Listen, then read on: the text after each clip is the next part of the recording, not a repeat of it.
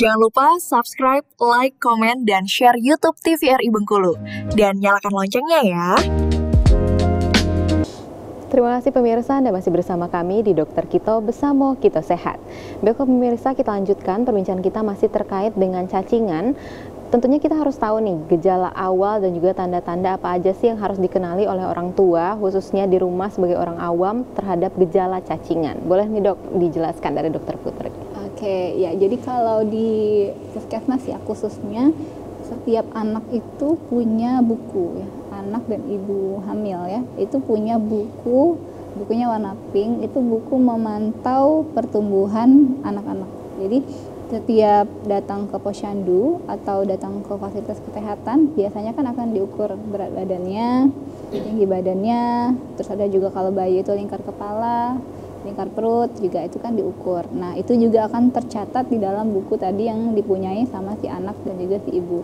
Nah harus menjadi concern bagi orang tua kalau berat badan dan tinggi badannya itu tidak ada kemajuan. Jadi memang kan setiap secara berkala itu kan memang kurvanya harus naik dan jadi nanti itu ada kurva itu yang kita tempat meletakkan plottingnya, berat badannya berapa, tinggi badannya berapa, usianya berapa.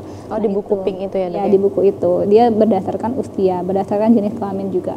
Nah jadi kalau misalnya di kurva itu terlihat dia di bawah garis normal, nah itu sudah harus bisa berkonsultasi dengan tenaga medis ya, dengan dokter. Ini kenapa kok dalam beberapa bulan ini berat badannya segini aja, kok ketika di plotting dia di bawah garis yang normal, apakah ada sebenarnya itu nggak ini ya, maksudnya nggak mengarah khusus oh ini pasti cacingan ya, enggak. Jadi nanti diperiksakan ke dokternya akan bertanya apakah ada permasalahan dengan nafsu makan anaknya. Kenapa nafsu makannya berkurang?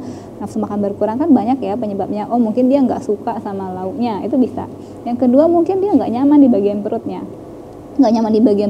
atau bagian perutnya kembung. Nah di sanalah kita bisa tahu oh anak ini berat badannya nggak nambah, terus perutnya ada kembung. Jadi nanti akan langsung dilakukan pemeriksaan fisik oleh dokternya apakah ada kemungkinan tanda-tanda cacingan pada anak ini. Terus juga kita lihat kan, pasti dokternya akan lihat anaknya apakah anaknya lemas, lesu.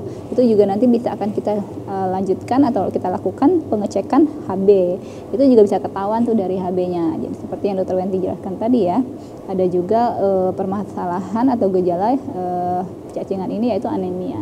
Jadi untuk gejala awalnya akan orang tua tahu kalau rajin memantau pertumbuhan dan perkembangan anaknya. Jadi jangan lupa untuk memantau itu dulu. Yang paling penting berat badan, tinggi badan pada anaknya. Sebenarnya udah lengkap ya dok ya di buku pink, dan sebenarnya udah sering banget di-mention nih dari dokter-dokter terkait dengan buku pink. Ternyata sepenting itu pemirsa untuk buku pink ini terhadap pertumbuhan dan juga perkembangan anak. Jadi nggak boleh disepelekan apalagi sampai hilang pemirsa.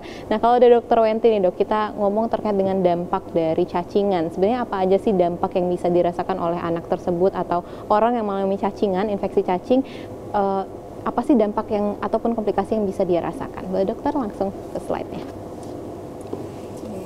Dampak jangka panjang ya, kita masuk ke dampak jangka panjang. Ternyata dampak jangka panjangnya adalah kekurangan gizi, bisa sampai ke malnutrisi atau mungkin stunting. Artinya bisa berpengaruh kekurangan gizinya. Kenapa? Tadi kalau dia terjadi anemia defisiensi zat besi kalau cacing tambang. Kalau cacing gelang bisa bagian ususnya yang bermasalah ya, seperti nyeri perut mungkin, kemudian bisa perutnya menjadi kembung. Nah itu bisa menyebabkan kekurangan gizi. Kalau yang bersifat lama atau kronis bisa sehingga muncul jadinya stunting. Apalagi kalau dibilang dokter Putri tadi ya, bahwa berat badannya tidak sesuai target, artinya flattering bahkan malah menurun. Nah itu merupakan salah satu red flag, harus segera dikonsultasikan atau ditindaklanjuti ya.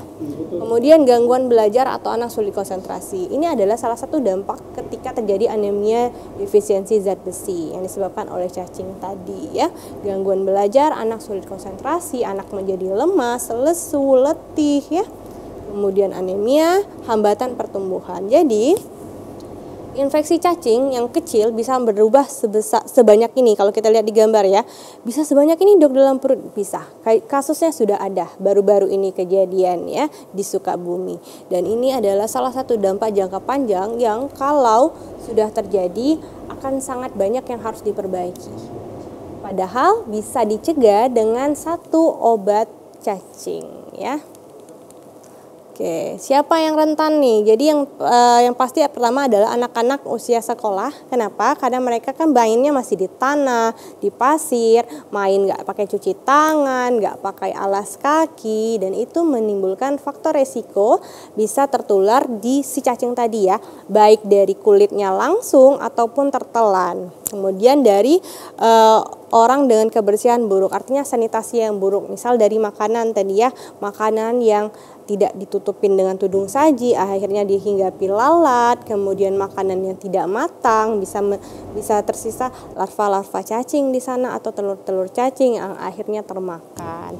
Kemudian tinggal di daerah dengan sanitasi yang buruk. Jelas ya, selain cacingan, ini juga akan menyebabkan infeksi pada penyakit lain seperti mungkin diare ya, atau sakit-sakit infeksi lainnya. Jadi sanitasi harus segera diperbaiki. Contoh sanitasi yang buruk seperti apa dok?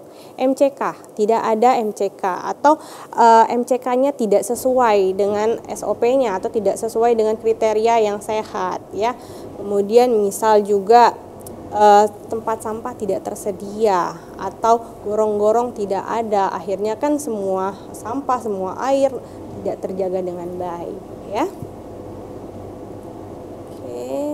Oke, mitos atau fakta nih ya. Yang pertama adalah cacingan hanya bikin perut buncit. Fakta, bisa disebabkan anemia dan stunting. Tapi salah satu gejala cacingan bisa menunjukkan perut buncit. Dan kalau sudah ada tanda perut buncit itu harus segera dikonsultasikan. Ingat tadi ibu kuping. Ibu kuping itu ada tanda-tandanya kapan harus segera konsultasi ke tenaga medis. Kapan masih bisa ditunggu sampai berapa bulan. Jadi pentingnya untuk membudidayakan membaca dengan baik ya. Kemudian mitos cacingan hanya pada anak-anak. Fakta, dewasa juga bisa terkena. Baik cacingan yang dalam perut ataupun mungkin infeksi cacing di kulit seperti kasus creeping eruption yang kita bahas minggu lalu ya. Oke, mungkin selebihnya sama Dr. Putri.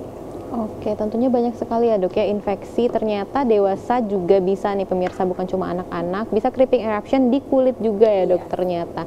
Nah kalau mencegahnya gimana nih dok dari Dokter Putri? Apa aja sih yang bisa kita lakukan sebagai seorang awam nih dok ya, kita kan nggak tahu apa aja sih yang harus kita lakukan untuk mencegah infeksi cacing. Boleh langsung aja dokter? Oke, izin lanjut ya.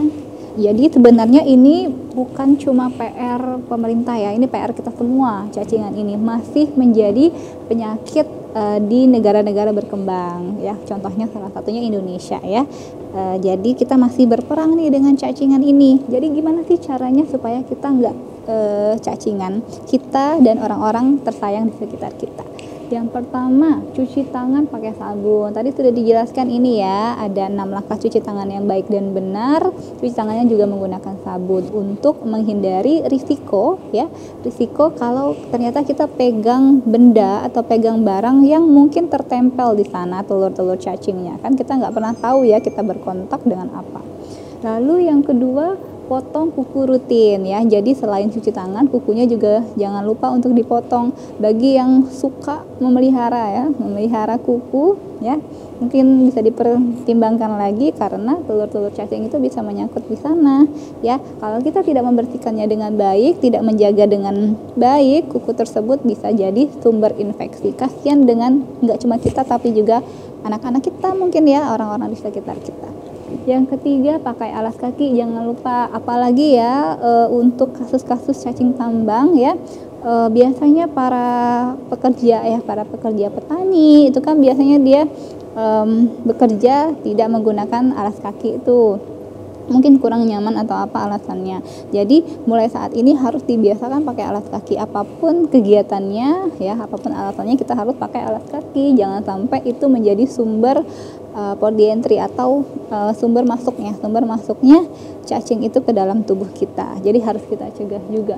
Lalu ini cuci buah dan sayur. Jadi jangan salah ya, kalau misalnya air yang kita konsumsi atau air yang kita gunakan untuk mencuci buah dan sayur itu terkontaminasi dengan cacing, dengan telur cacing, terus kita gunakan air itu untuk mencuci buah dan sayur, itu juga sebenarnya bisa menjadi salah satu sumber masuknya infeksi cacingan itu. Jadi kita harus pastikan, kalau kata Dokter Wenti tadi, airnya juga harus memenuhi standar ya, tidak boleh misalnya tempat pembuangan air besar kemudian dekat dengan sumur kita. Nah, itu tidak boleh ya, harus ada jaraknya tertentu, harus sesuai dengan SOP-nya. Airnya juga harus bersih.